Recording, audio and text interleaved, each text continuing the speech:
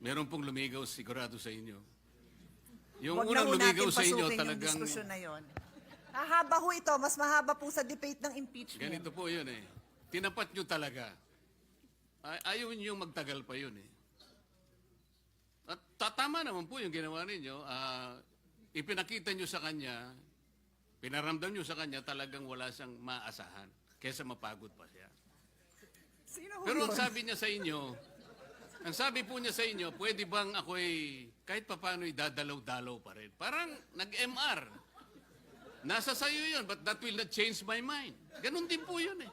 Ang Korte Suprema, sa ganitong, Mr. President, the very tenor of the decision,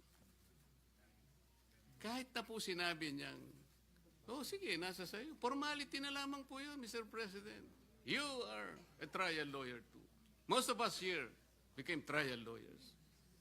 This is our experience. Huwag po nating pahirapan yun. Sana man lang kung ang decision po 8-7. Yun po pwede nating pagtalunan po eh. Wala po talaga eh, Mr. President. If I may, Mr. President, and I think that was a good analogy.